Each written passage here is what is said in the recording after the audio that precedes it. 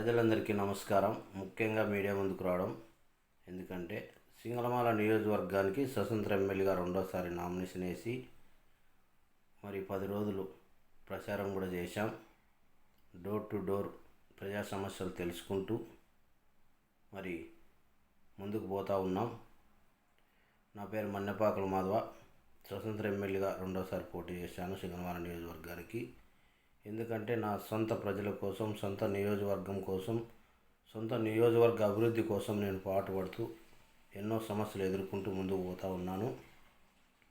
ఇది ప్రతి ఒక్కరు కూడా గుర్తించాలి. ఎందుకంటే ఏ పార్టీ అధికారంలోకి వచ్చినా సింగళమాల నియోజకవర్గం అభివృద్ధి కాలేదు. ఎక్కడ రోడ్లు అక్కడే ఉన్నాయి, ఎక్కడ సమస్యలు అక్కడే ఉన్నాయి. ఎక్కడ చూసినా పింఛనీలు తొలగిస్తున్నారు, ఎక్కడ చూసినా పేదవాళ్ళ భూములు ఆన్లైన్లో తొలగించి ఆక్రమించుకుంటున్నారు. ఏ అధికారి దగ్గర పోయినా అడుగడుగున పేదవాళ్లకు అన్యాయం జరుగుతూ ఉంది. మరి ఎమ్మెల్యే దగ్గర పోయినా న్యాయం జరగదు. 5 ఏళ్ల పరిపాలనలో వైసీపీ ప్రభుత్వం ఏం చేసిందని కూడా ఈ సందర్భంగా తెలియజేసుకుంటున్నాం. ఈరోజు జొన్నలగడ్డ పద్మావతి గారు 5 సంవత్సరాల అధికారంలో ఉండి మరి సింగళమాల నియోజకవర్గ ప్రజలకు కానీ సింగళమాల అభివృద్ధి కోసం కూడా ఏ పనులు చేసినారని కూడా మేము ప్రశ్నిస్తూ ఉన్నాం. కాబట్టి ఈరోజు టికెట్ కూడా రాలేదు. మరి అంతేకాదు, మరి ఎన్నో సంవత్సరాల నుండి కూడా ఏ పార్టీ అధికారంలోకి వచ్చినా సింగళమాల అభివృద్ధి చేయలేకపోతున్నారు. మళ్ళీ ఎస్సీ కాన్స్టిట్యున్సీగా 1967 నుండి మరి ఎస్సీ కాన్స్టిట్యున్సీగా ఏర్పడింది. ఆ బుట్టింటి ఎంతో జనం అధికారంలోకి వచ్చినారు, కానీ సింగళమాల నియోజకవర్గాన్ని అభివృద్ధి చేయలేకపోయారు. అభివృద్ధి అంటే మేము ఒక అవకాశం ఇచ్చి చూడండి ప్రజలందరూ. ఈరోజు నాకు డైమండ్ గుర్తొచ్చింది. మీ అమూల్యమైన ఓటు వేసి నన్ను గెలిపిస్తే ఖచ్చితంగా అభివృద్ధి అంటే ఏమిటో చేసి చూపిస్తా. అంతేకాదు, నిజమైన నాయకులు ఎవరో గుర్తించి మీరు గెలిపించుకోండి.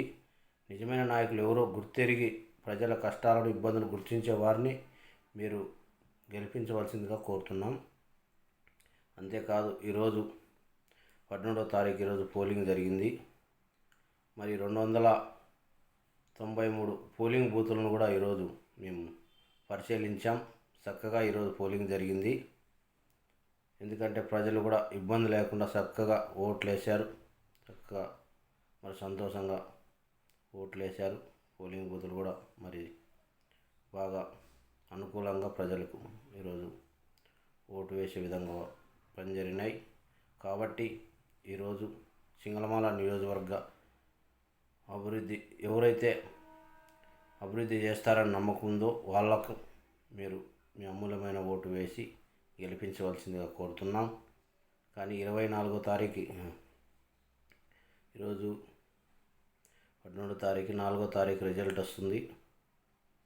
మరి రిజల్ట్ వస్తే ఏ పార్టీ అధికారంలోకి వస్తుందో తెలియదు. అది దేవుని నిర్ణయం కాబట్టి మన బాధ్యత మనం నెరవేరుస్తున్నాం.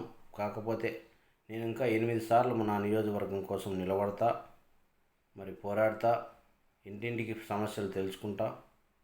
మరి ఏవైతే నేను హామీలు ఇచ్చానో, మరి ఇంటింటికి కుళాయి, పంచాయతీకి వాటర్ ప్లాంటు, రైతన్నలకు ఉచిత బోర్లు వేయించి